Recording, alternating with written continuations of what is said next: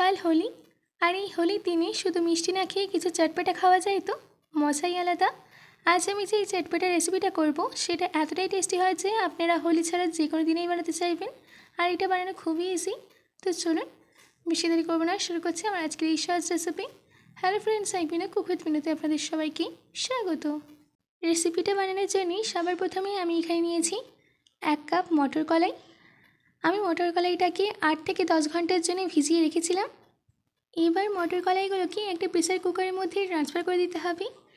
দিচ্ছি 2টো মিডিয়াম সাইজের আলু, হাফ চামচ নুন, হাফ চামচ হলুদ গুঁড়ো, আর দিচ্ছি 2 কাপ জল। জল ততটা দিতে হবে যাতে মটর কলাইগুলো ডুবে যায়। এবার প্রেসার কুকারের লিডটা বন্ধ করে দিয়ে মিডিয়াম ফ্লেমে 4 থেকে 5টা হুইসেল আসা অবধি ওয়েট করব।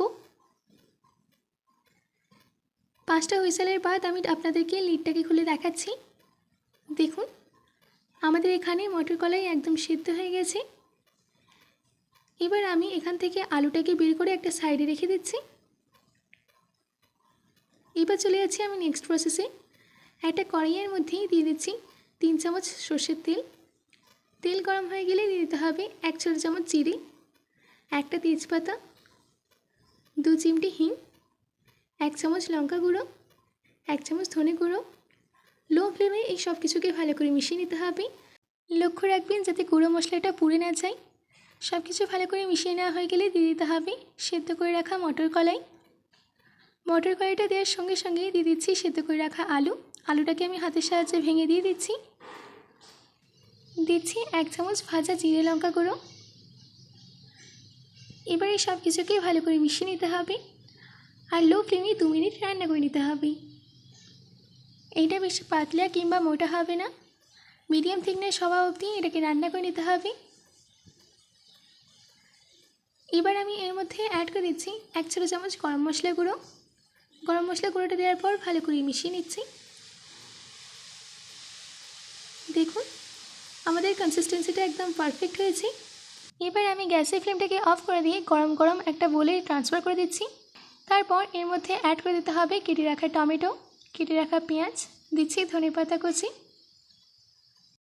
কাঁচা লঙ্কা কুচি, 1 ছোট চামচ বিট নুন, হাফ ছোট চামচ চাট মশলা, 1 ছোট চামচ লঙ্কা গুঁড়ো, হাফ ছোট চামচ ভাজা জিরে লঙ্কা গুঁড়ো। ঝালটা আপনারা আপনাদের স্বাদ অনুযায়ী দেবেন। দিচ্ছি 2 চামচ গ্রিন চাটনি, দিচ্ছি 3 চামচের মতো তেঁতুলের জল। এবার এই সব কিছুকে ভালো করে মিশিয়ে নিতে হবে। ভালো করে মিশিয়ে নেওয়া হয়ে গেলে এর মধ্যে অ্যাড করে দিতে হবে হাফ লেবুর রস। লেবুর রসটা দেওয়ার পর আবারও ভালো করে মিশিয়ে নিতে হবে। এবার আমি গরম গরম প্লেটে সার্ভ করে নিচ্ছি। তারপর ওপর থেকে গার্নিশিংয়ের জন্য ছড়িয়ে দিচ্ছি পেঁয়াজ কুচি, তেঁতুলের চাটনি, গ্রিন চাটনি, দিচ্ছি জুলিয়ান করে কেটে রাখা আদা, কাঁচা লঙ্কা কুচি, 2 চিমটি মতো লঙ্কা গুঁড়ো,